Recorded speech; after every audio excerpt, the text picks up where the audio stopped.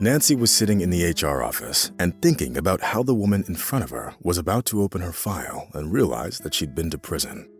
As if reading her thoughts, the woman asked, "Have you served time in prison?" Nancy was embarrassed to admit it and blushed to the very roots of her hair. Even though she expected to be asked about it, this question still took her by surprise for some reason. "Yes, ma'am, I did. 3 years. I got early parole for good behavior," Nancy answered, having pulled herself together. Rosa Thompson had been working with the company for several years and was great at reading people. She even had a special name for it, reading faces. It was usually enough for her to take a look at the candidate to know whether the person was a good match for them. Neither the recommendations from the previous jobs nor reviews from former colleagues meant as much to her. And Rosa definitely liked Nancy. The young woman was very honest for the first minutes of the interview. She didn't try to deceive the recruiter, even though she knew all too well that an ex-con was unlikely to get hired. Rosa knew why Nancy Mitchell got her sentence, and deep down, she sympathized with her.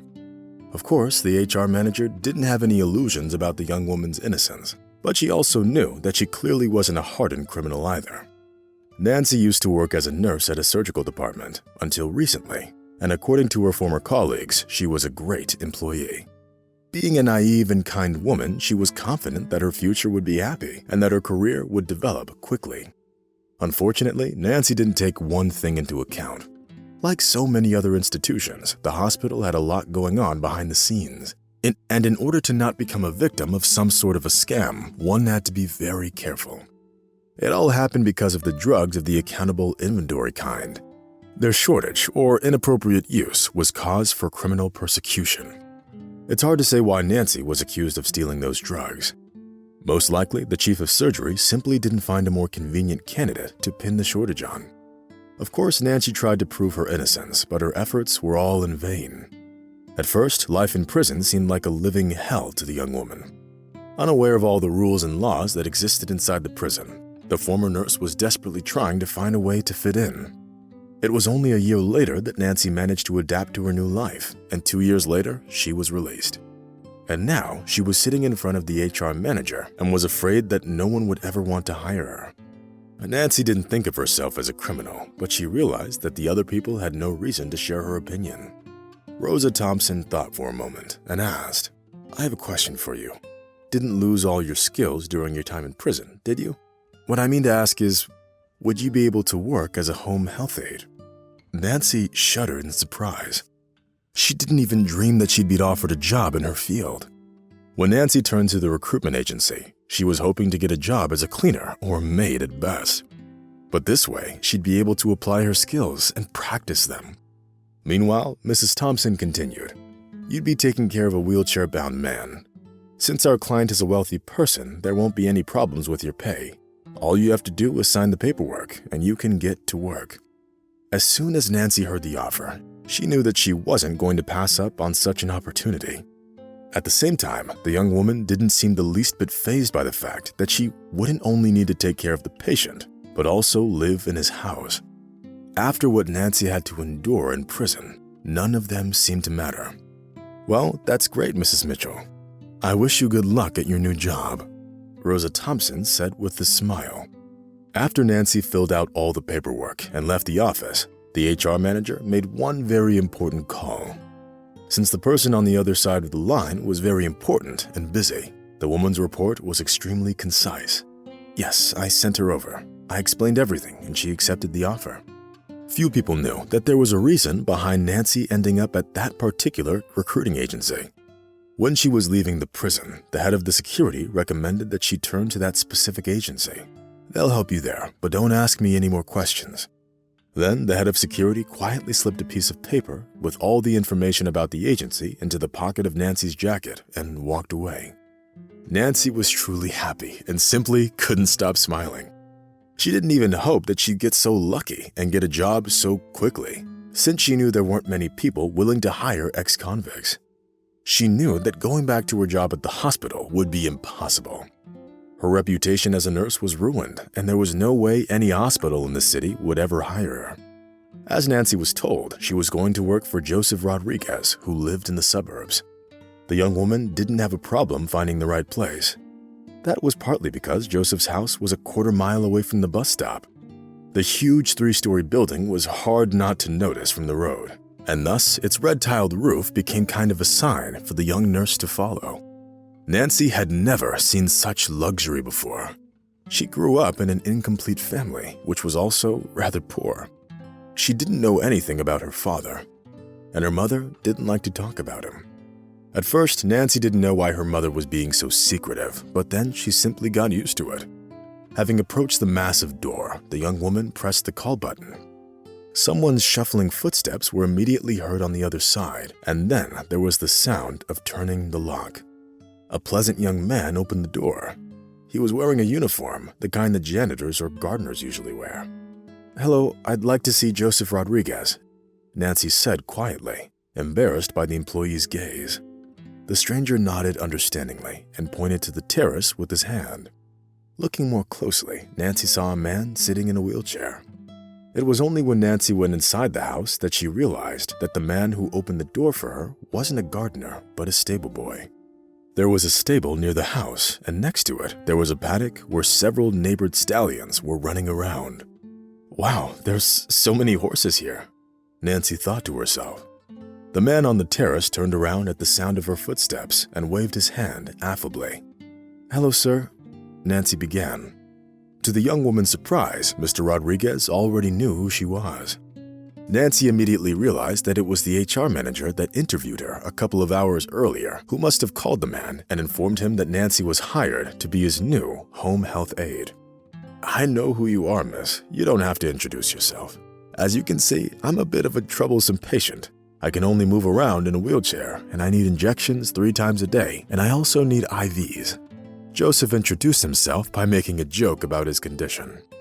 The man looked about 50 years old, but the illness had already left an unfortunate imprint on his face. "Come on, Mr. Rodriguez. You still have a lot of life left in you. As for the injections and IVs, don't worry about it. I'm great at doing them," Nancy quickly reassured her patient. The man smiled, then pointed to the man in the uniform who was now standing a little to the side and added, "This is Henry, my stable boy. He's hard of hearing and he can't speak, but he can read lips." Nancy looked sympathetically at the man. She always felt sorry for people who couldn't live a normal life for whatever reason. Turning the wheels of his wheelchair, Joseph took Nancy on the tour of his house. Going from room to room, Nancy couldn't help but feel amazed by the grandeur of the house. Joseph only showed his new caregiver the first floor and explained that the second floor had guest rooms. He didn't say anything about the third floor, except for prohibiting Nancy from ever going there. The woman shrugged her shoulders, but didn't object. The first impression of the patient was rather pleasant. Despite his wealth and position in society, Joseph looked like an ordinary man who tried to behave naturally and live his life to the fullest despite his condition. Nancy had repeatedly seen this kind of behavior and knew that, left alone, the patient could fall into a terrible depression. It was for this reason that he hired her instead of spending his days in the company of the silent stable boy, Henry. Having gone over the list of Joseph's prescriptions, Nancy immediately realized that his condition was very serious. The list of drugs he was taking was quite impressive. At the same time, Nancy had no illusions and knew that there was no surgery that could help the man. If it could, Joseph would have gotten it a long time ago. Since Joseph needed daily assistance, Nancy started living in one of the guest rooms. Life in Mr. Rodriguez's mansion seemed simple and unhurried. Nevertheless, the millionaire had a very busy schedule. His days were planned out by the minute, and it was only late in the evening that he even had time to take a walk outside. A month flew by. During this time, Nancy became so used to Mr. Rodriguez's house that she felt at home there. Unfortunately, Joseph's son paid him a visit only once during the entire month. Francis Rodriguez was the exact opposite of his father and believed that since he was a millionaire, anything and everything should revolve around him. In a conversation with Nancy, the son of the wealthy patient behaved extremely arrogantly, never ceasing to point the caretaker to her place in the house. Of course, this didn't escape the attention of Joseph Rodriguez, who tried to comfort the young woman after her encounter with his son. "Please don't pay any attention to him, Nancy. Francis often overestimates his own abilities and doesn't fully understand how to behave in public." Nancy smiled at Joseph and immediately tried to forget all about her encounter with Francis, as it was very unpleasant and frankly unworthy of her attention.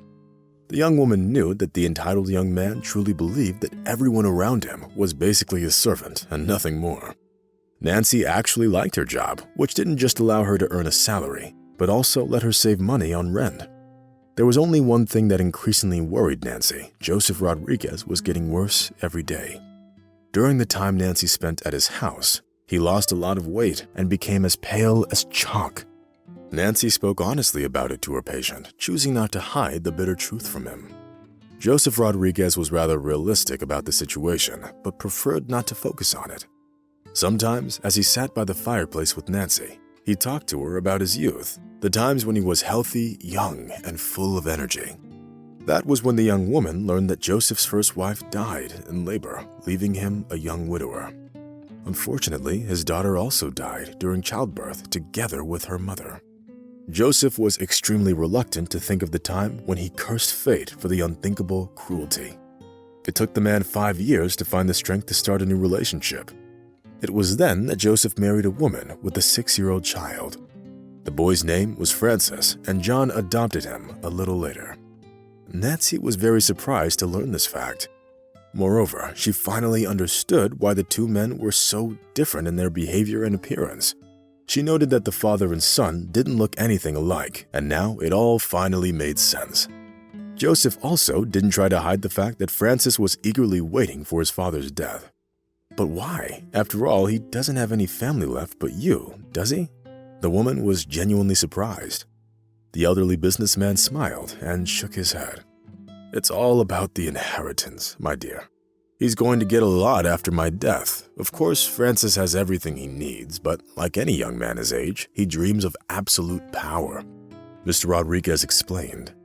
At that moment, Nancy felt a surge of inexplicable sympathy for this composed and reasonable man, who had completely accepted the fact of his impending death and seemed to be rather calm about it. One day, when Mr. Rodriguez was out in the garden with Henry, Nancy decided to go up to the 3rd floor. The woman couldn't help but wonder what was up there. Of course, Nancy remembered that she wasn't supposed to do it, but at that point, she felt that some rules were meant to be broken. To Nancy's surprise, there was nothing on the 3rd floor but some more rooms. There was only one room that attracted the woman's attention.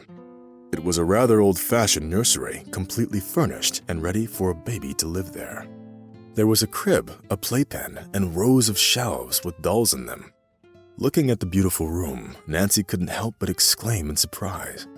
Then the woman took a few steps and saw the pictures standing on the table.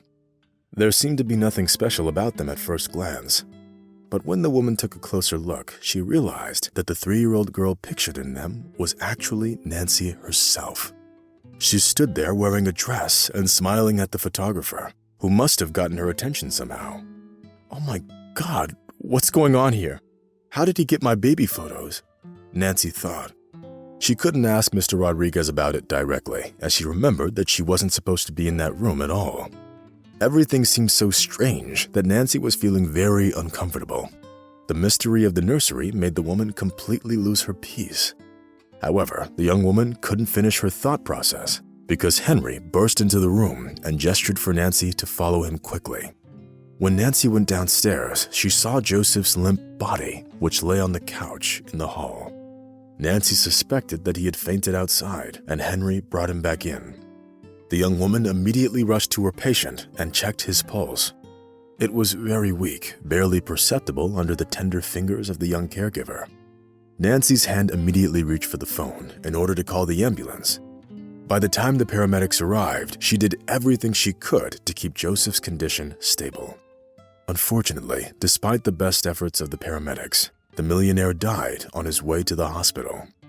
As it turned out later, this wasn't the first attack he'd experienced over the past few years. All this time, the disease had been progressing and eventually cut the businessman's life short. Tears were flowing down Nancy's face. She grew so attached to her patient that she no longer considered him her employer and treated him as family. Nancy never felt so emotional, even when she worked in the surgical department at the hospital. There were always a lot of patients, and therefore getting close to anyone in particular was frowned upon and considered unprofessional. But here she took care of just one man who struggled to fight the insidious disease with the last of his strength. The funeral and the wake felt like a bad dream to Nancy.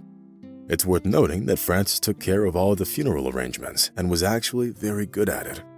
There was everything: a memorial dinner, speeches at the cemetery, and even an oath to continue his father's life work.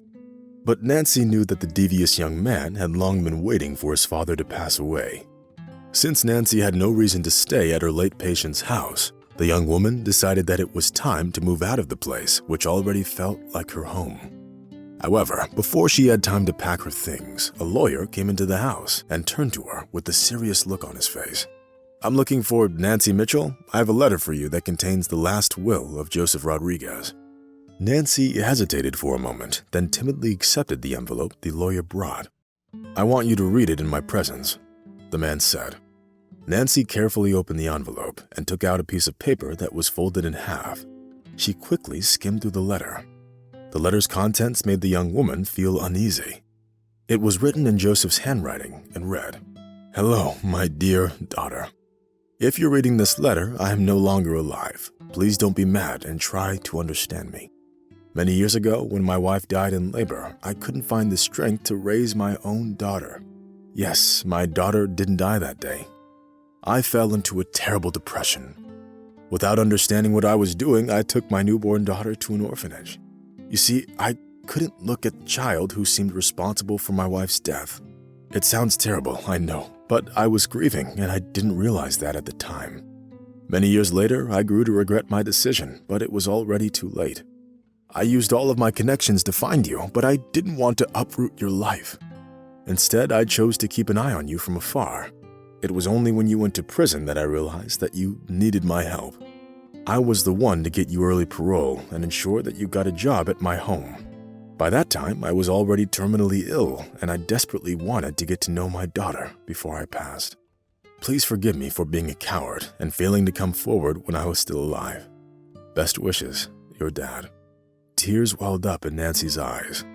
According to her father's will, she was getting half of his financial assets as well as his house. Francis, Joseph's stepson, was to get the other half of the man's assets. Nancy froze and simply couldn't believe her eyes.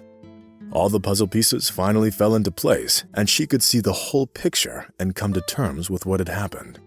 All this time, Nancy had a father who looked out for his daughter from afar, but was afraid to come forward. That was why Joseph Rodriguez had her childhood photos, which he got from Nancy's adoptive mother. The newly made heiress went to the cemetery to visit her father's grave that very day. Kneeling before it, she couldn't help but burst into tears. As she was taking care of the sick man, she couldn't have even suspected that he was actually her own father. It's hard to say why Joseph didn't tell Nancy the truth sooner. He was most likely afraid to see condemnation in her eyes, and therefore remained silent about their connection until the end of his days. Standing at her father's grave, Nancy swore to continue his work and do everything she could to make him proud. Nancy understood that no money could replace family, so she cherished the memories of the time she spent with her father. Later, the young woman spent most of the money she got on charity. She opened an animal shelter and a chain of hostels for people in difficult life situations. Choosing to devote her life to such socially significant issues, Nancy believed that her parents were watching her from heaven and approved of all of her decisions.